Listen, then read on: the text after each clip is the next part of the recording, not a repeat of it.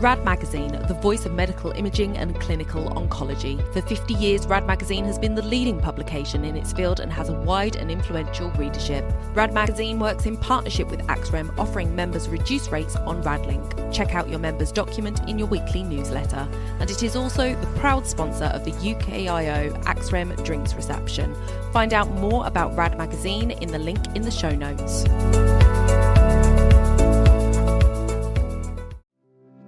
Welcome to AXREM Insights, developing healthcare through medtech and innovation. Join Melanie Johnson and Sally Edgington as they talk with our industry leaders and experts. Hello and welcome to AXREM Insights, Wellbeing and Workforce Burnout podcast. I'm Sally Edgington and today my co-hosts are Paige Ward, Clinical Product Manager at Ag for Healthcare, and Katie Glastonbury, Communications Manager at Medica, who are also AXREM Future Leader representatives. Today we have the pleasure to be speaking to Charlotte Beardmore, Executive Director of Professional Policy at the Society and College of Radiographers. So welcome, Charlotte, and thank you for being on our show today. Let's start by handing over to you to tell us a little bit about yourself. What's your story and how did you end up here today? Well, thanks very much, firstly, for inviting me to be on a podcast and to meet you all. As Sally said, my name's Charlotte Beardmore. I'm a radiographer. I trained initially as a diagnostic radiographer at Guy's Hospital in London, and then was fortunate, or perhaps old enough now, to dual qualify and train as a therapeutic radiographer, they've both been valuable qualifications throughout my profession. I worked clinically for a number of years at the Royal Marsden Hospital, where I was very involved in research and engaged with industry in research-sponsored work, and then moved to be a service manager at the Royal Berkshire, or the Berkshire Cancer Centre in Reading. And during that time, I guess I really wanted to make a difference in terms of how radiographers were supported and developed in their career. And at that point, I felt that the Society of Radiographers didn't really represent therapeutic radiographers strongly enough. So I put my hand up and I said, "Oh, what's happening to support, the therapeutic radiographers as a, smaller number than the diagnostic?" So the then president said, "Well, why don't you stand for council of the Society of Radiographers?" And, got a weekend to turn this around. You did nominations and support. And I thought, absolutely, I need to do this. I can't sit back. I need to step forward and try and influence change. And that's how I became engaged with the Society of Radiographers on the council, and then served as president. And then I went on maternity leave, actually, and a job came up at the Society of Radiographers one day a week working on radiotherapy as the professional officer. So I took that job, and then that job has progressed into being the professional and educational manager, and now into my current role as executive director of professional policy, which I've been doing since 2014. So really exciting in a nutshell. You did ask me, Sally, so I've run through a sort of brief summary of how I've got from my qualification days as a radiographer, profession that I really, really do enjoy, and I really enjoy now being able to influence and work with key stakeholders at the national level to try and bring about change for the profession and, importantly, for patients. Absolutely. And it sounds like you've been on quite a journey, and it's fantastic that you're here today. And I know when we speak, I can tell just how passionate you are about the workforce and radiographers. So radiographers are at the heart of diagnostic care, yet too often their voices are overlooked in conversations about technology, innovation and workforce support. As AXREM continues to advocate for meaningful collaboration between industry and frontline staff, it's vital that we ask, how can suppliers do more to empower, support and listen to those behind the imaging systems? In today's discussion, I want to spotlight the opportunities for medtech companies to work hand in hand with radiographers, co-designing tools, shaping career pathways and building environments that truly prioritise well-being and retention. So let's explore these questions and consider where industry can make a real lasting impact. So over to you, Katie. Hi. So as Sally said there, medtech companies need to work hand in hand with radiographers. Can I ask how you feel like medtech companies can work more closely with radiographers to co-design equipment that improves workflow and patient outcomes? Thanks, Katie, for your question. I think firstly, I'd just like to acknowledge the huge amount of work that industry already do with working with professionals and clinical services. I think we've always had that close link. If I look back over my career, we've had that engagement, that involvement from industry, right from the application specialist training through to support for education and training, more formal courses, events, etc. But I think that needs to continue and grow. And I think continuing on all of that sort of brilliant platform that's already been laid out and happens, that engagement through radiography, through the radiography voice is important. But I think because the profession are under such strain at the moment, we have a high vacancy rate, there's the pressure to improve productivity. It's really hard for radiographers to be released and given time, I think, to spend with industry colleagues. I look back over my career and I think, there was time, there was slack in the day for industry to come in and talk with radiographers, to run journal clubs. And I think it's about building those relationships, which are the most important aspect of support, because we all know, don't we, if we're familiar with people, we can work much more effectively. We know that you have a different voice in industry, say with government, but we need to sort of really work closely, I guess, as well as a professional organisation with you, which we do, and we are engaged in quite a number of your work streams. So I guess in summary, in answer to your question, it's at the local level, in service, through all levels of practice within the profession, hearing those voices, but also at the national level through working collaboratively with the professional body as well, and listening to our sort of feedback. But I guess there's always more we can do. And I know industry do support financially quite a lot of work that is undertaken by radiographers, particularly in relation to research. And that's funny, because that feeds into what I felt like would make a good next question. And that is, what role can industry play in supporting radiographer-led research and innovation? Fantastic question. We're always keen on funded and supported research. And I think we need to grow the evidence base as a service, as professionals. And we've got an increasing number of radiographers, which is really exciting to see, engaged in research. It is challenging as I mentioned, because of the service pressures and having time to engage in that research, both radiographer-led, but also participating with teams. We have a brilliant scheme within the College of Radiographers, the College of Radiographers Industry Partnership Scheme, where industry can partner with us to join our scheme. And from that the funding that's given goes directly to supporting novice researchers. And we offer out 2 rounds of research funding each year. So I encourage all those industry partners who aren't necessarily engaged with our scheme to engage with it. The research, as I mentioned, supports those novice researchers who are developing their skills. So it's small pots of funding, but very much aligned to the research priorities that our College of Radiographers Board have approved within our research strategy. So that's one way. And I also think that gives presence to the industry partners as well, because you can have a profile on our web pages, you can engage in sort of broader ways with our membership, and our membership is over 33,000 now within the UK. So huge opportunities there. So I think joining our CORIPS industry partnership scheme is key.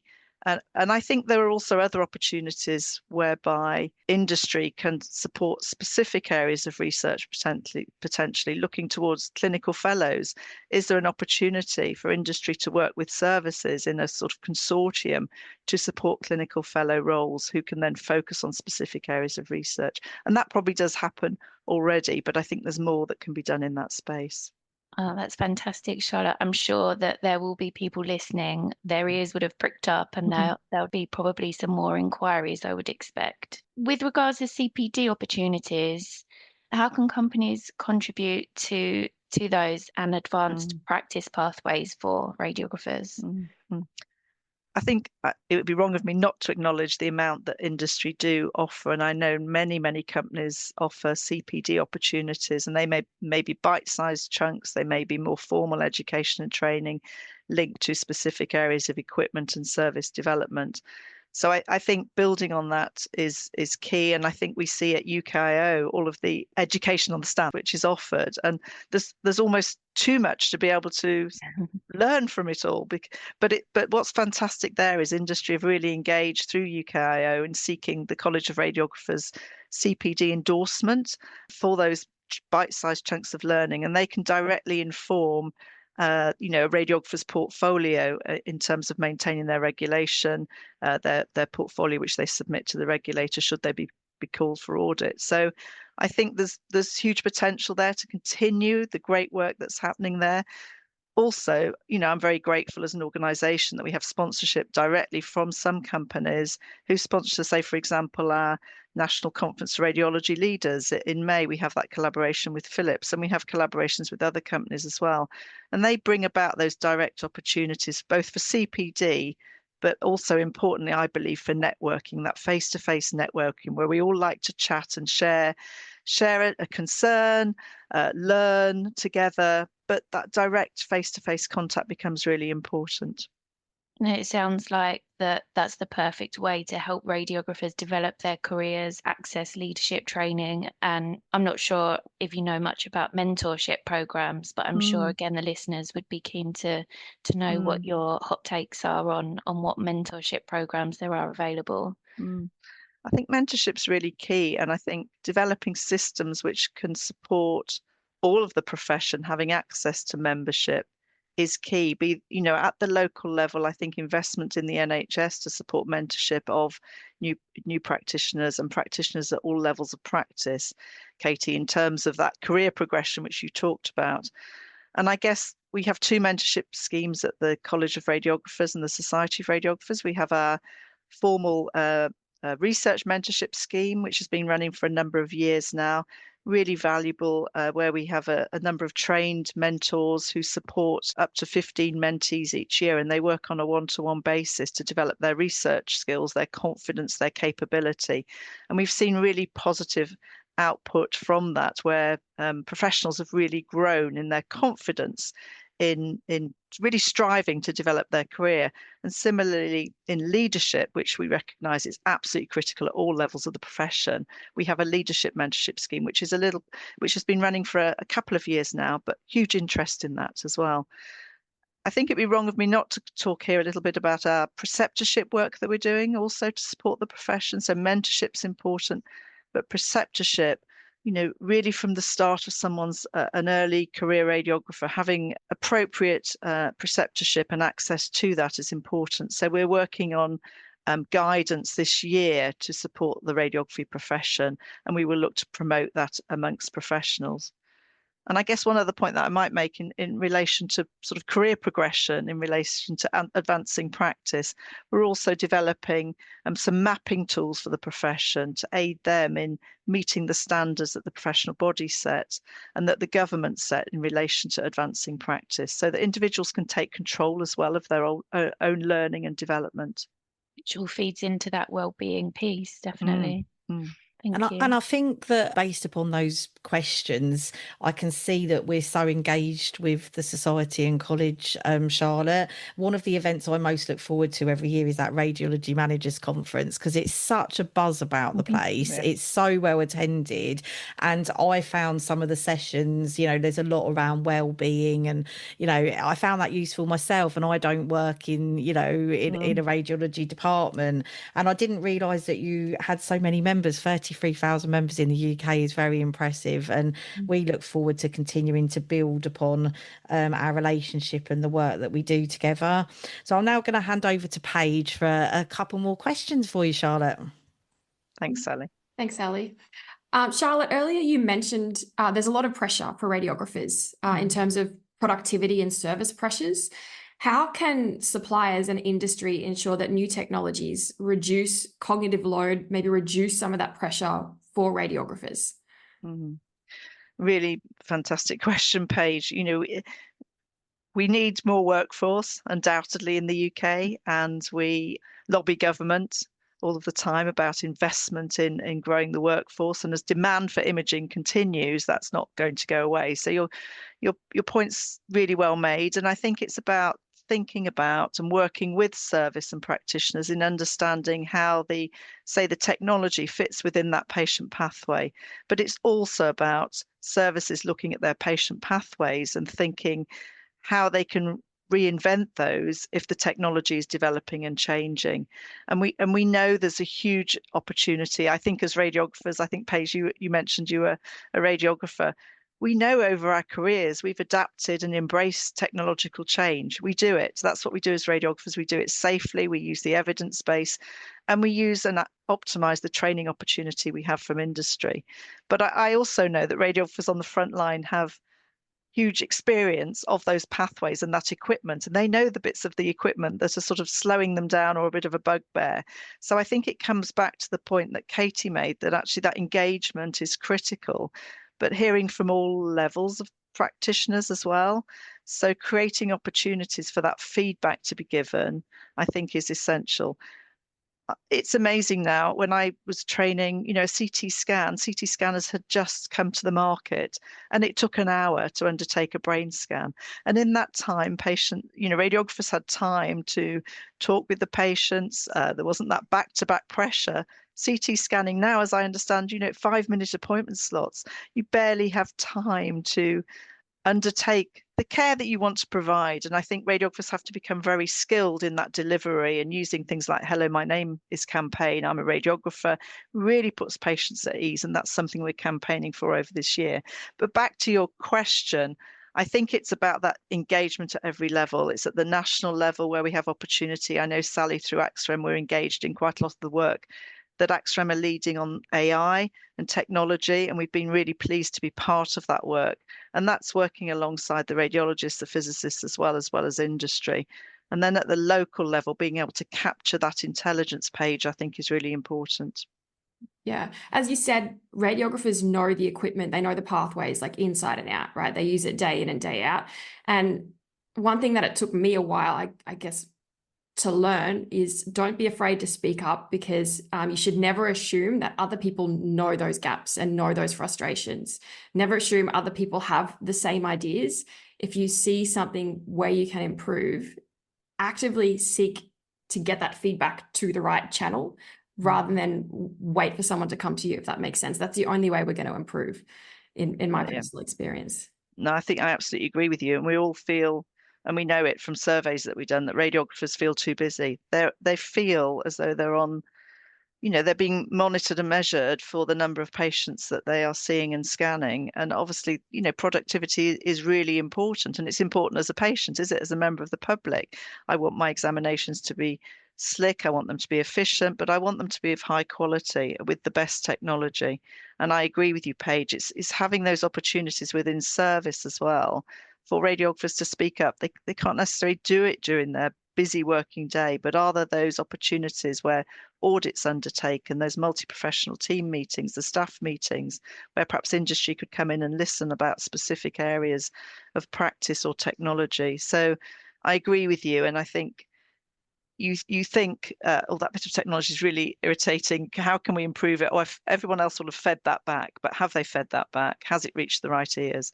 But I also think, on a really positive note, having members of the profession working in industry is so important. And we've seen the value of that, and that relationship building then enables perhaps that improved and enhanced communication. So that's really positive to see, and seeing radiographers within all aspects of industry. Absolutely. Now, when radiographers are quite busy, obviously with that busyness and pressure comes stress. What can industry do, in your opinion, to support radiographer wellbeing and reduce burnout in these high pressure environments? Really, really good question, and it'd be really great if there was an instant and solution, wouldn't it? It's really difficult. I think I think just being able to offer some support and things like sponsorship for events. I give an example. I attended a special interest group, and it was in the radiotherapy sphere, and it was on pre-treatment. And one of our members was organising this event himself. It brought together about 100 radiographers from pre-treatment, and there must have been about 7 or 8 industry stands within that event, which was a very niche area, pre-treatment in radiotherapy. but seeing the engagement and the support that those radiographers felt from being able to be there for the day. Obviously their employers had given them the time off, but the empowerment that then gave, and that energy in the room page, I think really was supported by industry, who equally gave presentations on the day, shared their knowledge. There was that real opportunity for collaboration. So I think sometimes small things such as that can make a real difference. Sponsoring lunches perhaps in hospitals, I know they're things that seem quite small, but they're really challenging in the NHS now to create that opportunity for that more relaxed perhaps discussion and networking. So it's hard, but I think, again, equipment design and really responding and listening to professionals who are using that equipment really starts to help that enhancement in service. Some of the things that we're doing, we have our quality standard for imaging, which we own with the Royal College of Radiologists. And that's now a system which looks at continual quality improvement. So it's across equipment, it's across workforce, it's across setting, all about improving standards, both for the professional, but also ultimately that's important for the patient as well. So I guess there are standards that we're working on and developing, which obviously involve equipment, which we, embracing industry input into those are really important, I think. Yeah, I think what you mentioned like sponsorship of events. I think those events, just to bring people together to kind of share common experiences, is so important. I used to work in a rural hospital, and often I wouldn't really connect with people outside of the hospital walls, and I was the only CT radiographer, so it was quite isolating. So I think suppliers are kind of like the glue, the industry, the glue to really bring these people together and give people opportunities to extend beyond their day-to-day work and scope of what they normally see and learn from each other. So yeah, I think that's a great point and really important takeaway for industry. In terms of more like mental health and well-being, are there any initiatives you think suppliers in industry can implement to support more with well-being beyond bringing people together and sponsorship? That's quite a difficult question. I'm interested to know more perhaps what industry are doing in that space. Well, I think we have the STEPS challenge coming up, which industry are involved in with AXREM. And I think that's bringing a lot of industry together. And we all know that exercise is really important for mental health. And for me, like exercise is my daily non-negotiable. So, are there more activities that we could do that are unrelated to work, for example? Well, we've been running a Wellbeing Radiate hub within the Society of Radiographers, and I think it emerged from the pandemic page, where everybody felt very isolated. We recognised that radiographers needed an outlet to come to join fellow colleagues, as you've said, albeit virtual, a lot of the events, but offering well-being in terms of yoga at your desk, reflection opportunities, thinking about exercise routines, etc., sleep patterns, all of those things really important. And I guess there's opportunity there for industry to contribute some of that. But equally, I see through LinkedIn, social media, great initiatives. I think Radiotherapy UK have been doing some activities as well. They do sort of marathons. So I think and running opportunities run so much in a month. So I think having opportunity to contribute to those schemes that industry might be running would be fantastic, and really actively engaging, I guess, radiographers and encouraging them to be part of that would be really important. And then perhaps profiling those who've really done well in those activities, or done the most number of steps, as you've said, etc. It's difficult because people want their own time, don't they? But they also want to engage as a community. And for me, I think having opportunity perhaps to join industry groups, special interest groups, might be helpful. We've seen communities of practice really grow within our own organisation, but involving and growing those perhaps with industry might be very important as well. Okay. Thanks, Charlotte. Some really great ideas there. There was one thing other I was going to say, that I think the other area, perhaps not necessarily, well, it is well-being. It's about supporting the professional development of radiographers.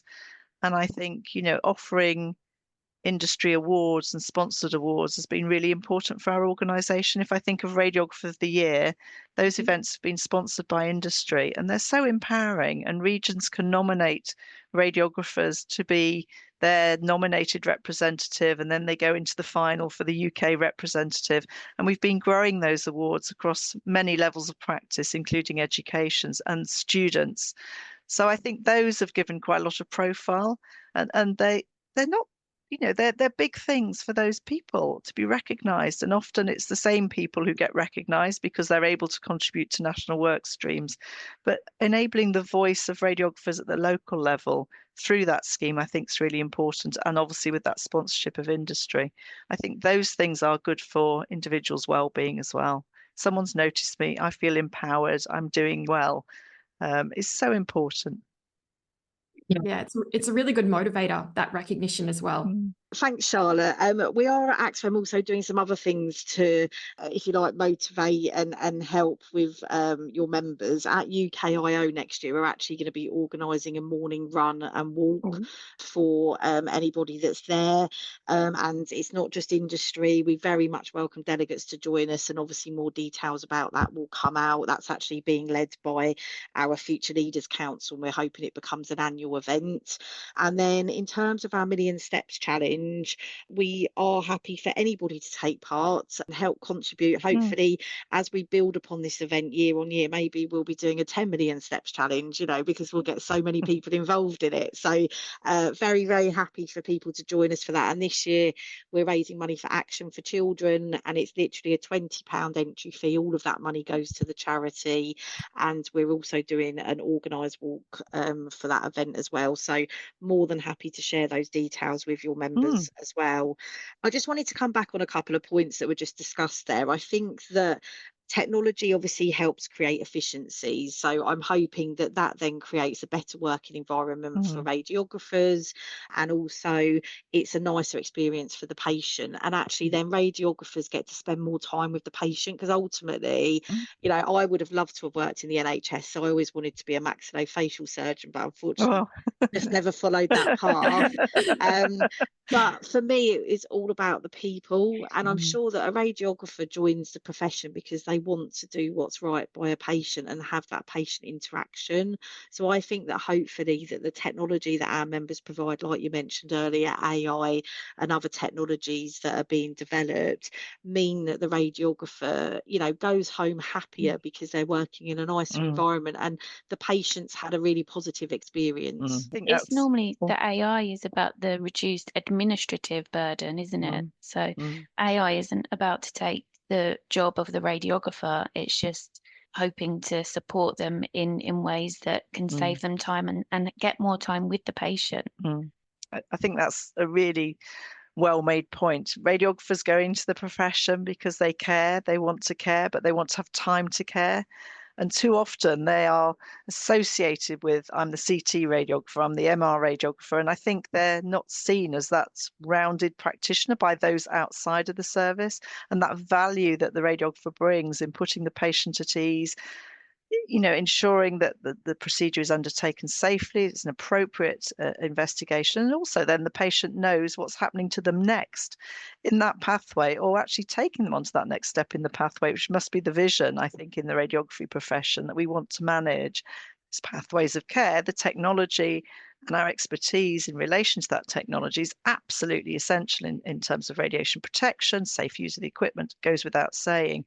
But actually, what more can we do, particularly with I guess we're seeing the government direction being reinforced on community care, preventative care, and I think radiographers have got a huge role to play in that. We're seeing the CDCs and radiographers leading those pathways of care, really important, improving access, improving that care Sally that you're talking about.